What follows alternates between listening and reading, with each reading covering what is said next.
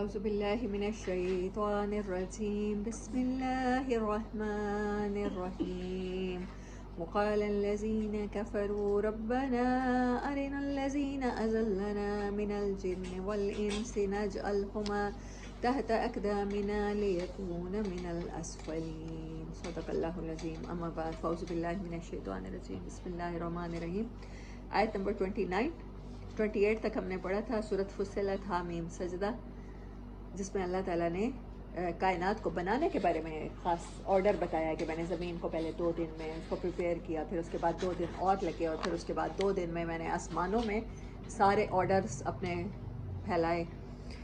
اور پھر اس میں ایک اور خاص بات ہوئی ہے. ہمارے باقی عذاب بولیں گے، یہ تو ہم سورۃ یاسین میں بھی پڑھائے ہیں، لیکن یہاں پر سکن بولے گی، مسام بولیں گے. یہ چیز دیکھی.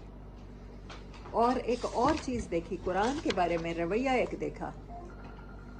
آیت نمبر 26، اس کو انڈر لائن کیا تھا آپ لوگوں نے، کیونکہ اب سمری تو میں نے نہیں کرانی، لیکن امپورٹنٹس میں آپ کو بتا رہی ہوں، کیونکہ جب بھی ہم کسی صورت کو انالائز کریں گے تو ان امپورٹنٹ آیات کے اوپر انالائز کر دیں گے. آیت نمبر 26، وقال الذین کفروا لا تسمعوا لهذا القرآن والغوا فیہ لعلکم تغلبون.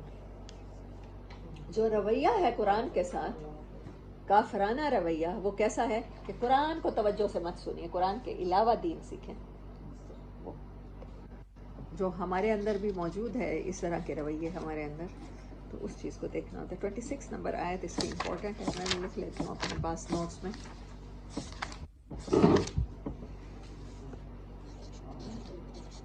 کبھی اللہ نے توفیق دی تو میرا ارادہ ہے کہ میں قرآن پاک کا تفسیر تو نہیں، میں ڈیٹیل میں جانے کی قائل نہیں ہوں، لیکن میں لٹرل میننگ کے ساتھ ترجمہ لکھنے کی کوشش کروں. اب اللہ قبول کرے اس کوشش کو. تو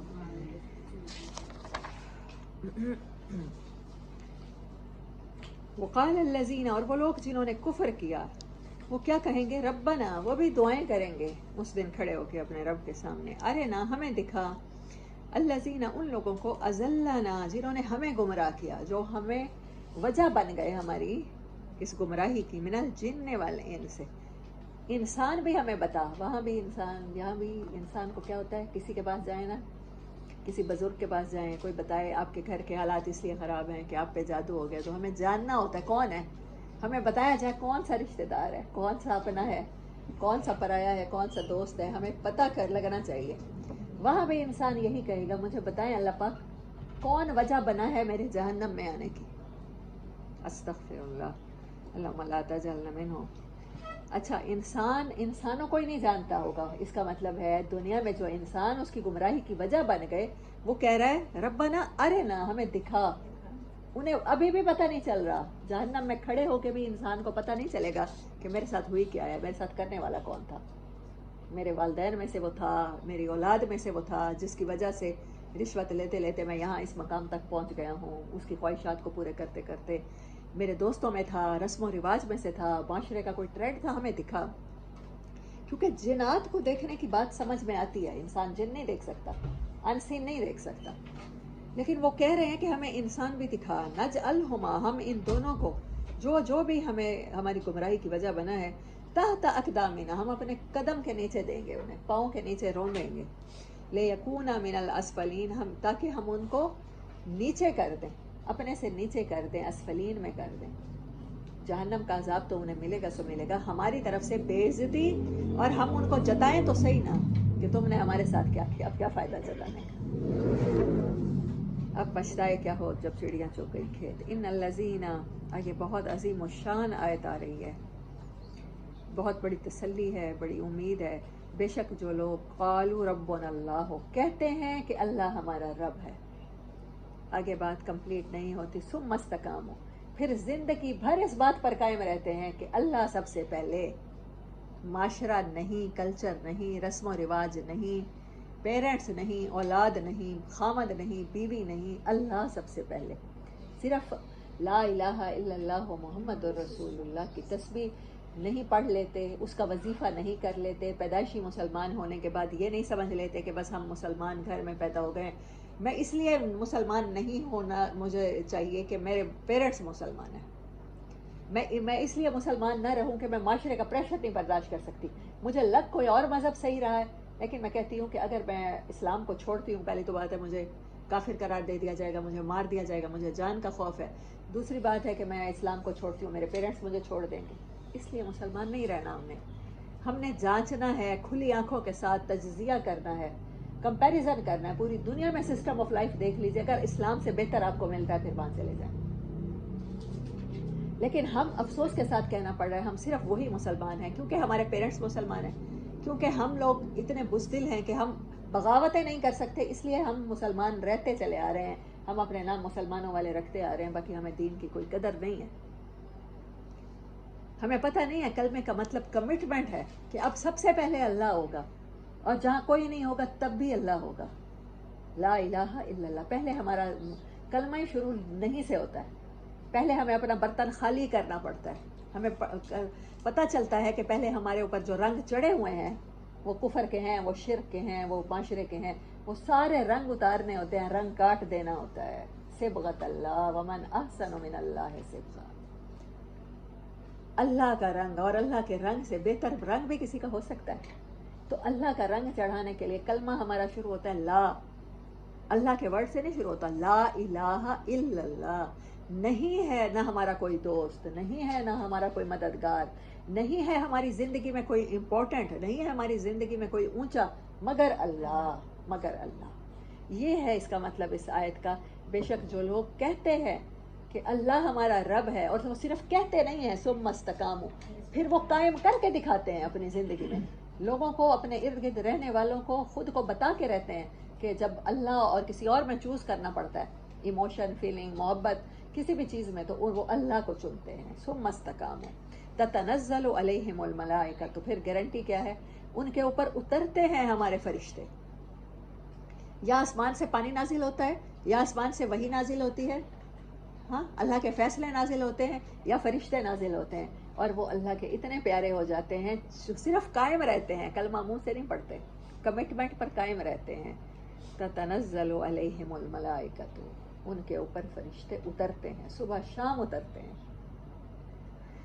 اللہ تخافوا ولا تحزنوا، جو انہیں تسلیاں دیتے ہیں کہ خوف نہ کرنا، کبھی نہ کسی اور سے ڈر جانا، باس سے نہ ڈر جانا کہ وہ تمہاری سیلری کاٹ لے گا، بچے بھوکے مر جائیں گے، میں رازق ہوں، موجود ہوں، تمہارا اللہ تمہارا رازق ہے، کبھی نہ خوف زدہ ہونا۔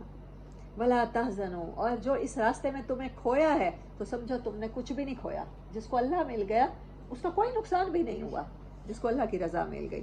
وَأَبْشِرُوا، اور وہ خوشخبریاں دیتے ہیں انہیں، اور انہیں کہتے ہیں نہ ڈرو نہ غم کھاؤ اور خوش ہو جاؤ، تمہارے لیے خوشخبری ہو بالجنتی، اس جنت کی، التی کنتم توعدون، جس کا تمہارے ساتھ وعدہ، مستقبل کا وعدہ۔ وعدہ وہ ہوتا ہے جو ہونے والے، جیسے میں نے آپ کو کہا خوف ہمیشہ فیوچر کا ہوتا ہے، تو وعدہ بھی فیوچر کا ہوتا ہے۔ ابھی تو میں آپ کو پانی پلا دیتی ہوں تو وہ وعدہ نہیں ہوگا، ابھی میں آپ کو اگر اٹھ کے پانی پلا دیتی ہوں، اگر میں آپ سے کہتی ہوں 1 گھنٹے بعد میں آپ کو پانی پلاؤں گی، یہ وعدہ ہوتا ہے۔ وعدہ ہمیشہ فیوچر کا ہوتا ہے۔ کنتم، اس لیے پاسٹ کا صیغہ اللہ نے استعمال کیا، توعدون، جس کا تمہیں وعدہ کیا جا رہا ہے۔ نحن اولیاءکم فی الحیات الدنیا، ہم تمہارے دوست ہیں اس دنیا کی زندگی میں بھی۔ زیادہ سے زیادہ ہمیں امید کس چیز کی لگائی جاتی ہے؟ آخرت کی۔ یہاں اچھا کر لو، یہاں تمہارے ساتھ کچھ برا ہو بھی گیا تو آخرت میں اچھا ہو جائے گا۔ اللہ کس چیز کی وعدے کرتا ہے؟ دنیا آخرت کے وعدے کرتا ہے۔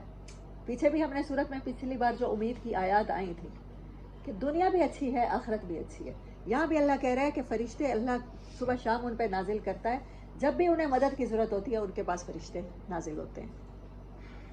یہ کوئی ایسی بات نہیں ہے کہ جو ہم کہیں کہ بڑی سپر نیچرل ہے، ہمیں یقین ہی نہ آئے اس بات پر، ہمیں یقین کرنا ہوگا۔ اگر ہمارے اندر استقامت ہے، اگر ہمارے اندر صبر ہے، اللہ کے راستے میں ڈٹ جانا ہے، تو پھر فرشتے ہماری مدد کو اترتے ہیں۔ وہ کہتے ہیں ہم دنیا کی زندگی میں تمہارے ولی ہیں، وفی الآخرت، اور آخرت میں بھی ہم تمہارے دوست ہوں گے۔ اور آخرت کے سین تو بہت سے لوگ آپ کے فیملی میں سے، ہماری فیملی میں سے جب دنیا سے جانے لگتے ہیں، آپ اور میں بیٹھے ہوتے ہیں ہاسپٹل کے بیڈ پہ ہوتے ہیں اور کوئی نہیں ہوتا، وہ سلام کر رہے ہوتے ہیں دیواروں کو دیکھ کے، دروازوں کو دیکھ کے، تو وہی دوست، وہی جو ان کو فرشتوں کی شکل میں نظر آ رہے ہوتے ہیں، تو ان کو وہ سلام کر رہے ہوتے ہیں۔ وہ وہاں بتا رہے ہوتے ہیں کہ ہم دنیا میں فلاں موقع پر تم گرنے والے تھے اور تمہیں چوٹ نہیں لگی، اور تم گرے ہو اور تمہارا ایکسیڈنٹ ہوا ہے اور تم بچ گئے ہو، ہم نے تمہیں پکڑا تھا، ہم نے پروٹیکٹ کیا تھا۔ اللہ کہتا ہے وہ خوشخبریاں سناتے ہیں انہیں، ان کی ڈائریکٹ ڈائلنگ ہوتی ہے میرے ساتھ۔ وَلَكُمْ فِيهَا مَا تَشْتَهِي أَنفُسُكُمْ، اور وہاں پر تمہیں کیا ملے گا؟ جس جنت کا تم سے وعدہ کیا جا رہا ہے اس کی نعمتیں کیسی ہیں؟ تشتہی، اشتہا، اشتہا کسے کہتے ہیں؟ شہوات سے ہے. شہوات سنا ہوا ہے؟ لذات دنیا کی، خواہشات. یہاں پر ان چیزوں کو کنڈیم کیا جاتا ہے جس کو انگلش میں ٹیمپٹیشنز کہتے ہیں.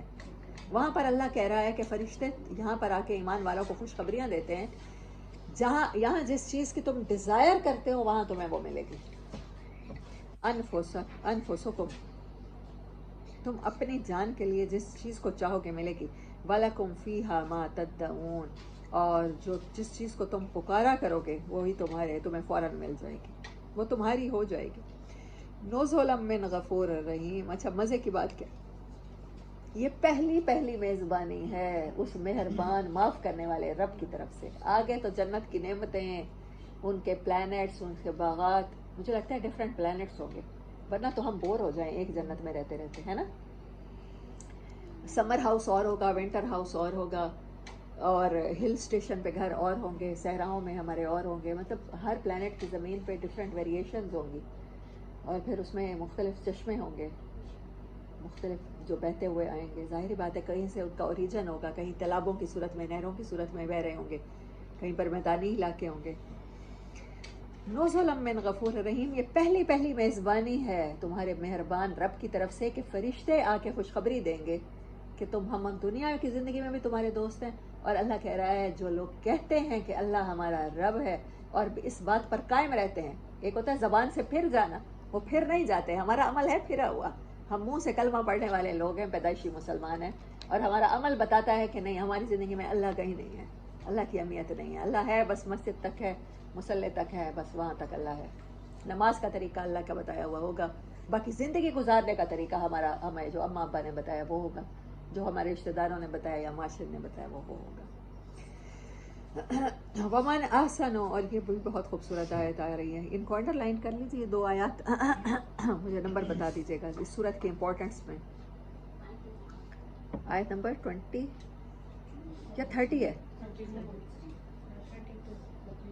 32 33. ومن احسن قولا ممن دعا الی اللہ، اور اس سے اچھی بات، اس سے زیادہ احسان والا معاملہ کسی اور کا ہو سکتا ہے جو دعوت بھی اللہ کی طرف دے، جو لوگوں کو اللہ سے ملائے، جو اللہ کو پروموٹ کرے. یہ کام کون کرتا ہے معاشروں میں؟ پہلے تو خانقاہی نظام تھا، ہم جانتے ہیں، شیخ عبد القادر جیلانی رحمۃ اللہ علیہ بھی ہو گزرے، خواجہ معین الدین چشتی رحمۃ اللہ علیہ بھی ہو گزرے. اب ہمیں معاشروں میں ایسے لوگ نظر نہیں آتے. یہ ہیں اولیاء اللہ کا کام ہے، جن کے لیے اترتے ہیں نا کلام کے الا ان اولیاء اللہ لا خوف علیہم ولا هم یحزنون. وہ اللہ کے دوست ہوتے ہیں جن پر صبح شام فرشتے اترتے ہیں، اور ان سے اچھی بات کسی کی نہیں ہے کہ وہ لوگوں کو اللہ سے ملا رہے ہوتے ہیں. وہ انسانوں کو یہ نہیں کر رہے ہوتے کہ اس کا مذہب ہندو ہے تو اس سے نفرت کروں گا، اس کا مذہب عیسائی ہے، کرسچن ہے تو اس سے نفرت کروں گا. بہت سے کرسچنز عطاء اللہ شاہ بخاری رحمۃ اللہ علیہ کے ہاتھ پر مسلمان ہوئے، اور ان کے اخلاق کی وجہ سے ہوئے. کیونکہ وہاں تو ہندو مت میں تو برہمن کے ساتھ آپ ہاتھ بھی نہیں ملا سکتے نا، مذہبی رہنما ہوتا ہے جو ان کا برہمن. ایسے ہی کرسچینٹی میں جو لوگ ہمارے ہاں کرسچن ہوتے ہیں پاکستان میں مقامی، ان کا کام ایک خاص کام ہوتا ہے کہ ان کو خاکروب کی جاب دی جاتی ہے کہ وہ کوڑا کرکٹ جمع کرتے ہیں، وہ نالیاں صاف کرتے ہیں، وہ ہمارے ٹوائلٹس کا گند اٹھاتے ہیں، یہ لوگ ہوتے ہیں. اور شاہ صاحب رحمۃ اللہ علیہ کھانا کھا رہے تھے تو اس ٹائم کے جو خاکروب تھے گزرے، انہوں نے کہا آؤ کھانے کا ٹائم ہے، ہمارے ساتھ بیٹھ کے کھاؤ. اس بات پہ خاندان کے خاندان مسلمان ہوئے کہ شاہ صاحب آپ نے ہم سے کراہت نہیں کی، ہم سے نفرت نہیں کھائی. تو ہمارا دین تو ایکوالٹی کا دین ہے.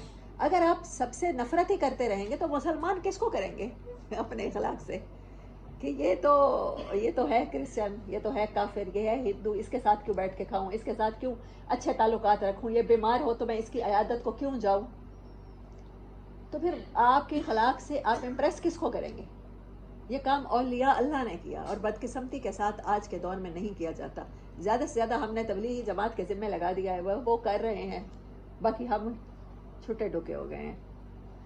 اور وہ جو کر رہے ہیں ان کی توجہ بھی ایک ایکسپیکٹ کی طرف ہوتی ہے کہ دعوت دیں، اور اس کے بعد اپنی زندگیوں میں وہ کوئی مثال قائم نہیں کر پاتے انڈیویجولی، جب معاملات ہوتے ہیں آپس میں، امی اس دن مجھے بتا رہی تھی کہ تبلیغی جماعت والے ایک دوسرے کو تلقین کرتے ہیں کہ آپس میں رشتہ داریاں نہیں کرنی، پھر پتہ چل جائے گا نا کون کتنے پانی میں ہے، کون صرف کہتا رہا ہے ربنا اللہ قالوا ربنا اللہ قالوا ربنا اللہ ثم استقاموا والی بات کسی میں ہے کہ نہیں ہے؟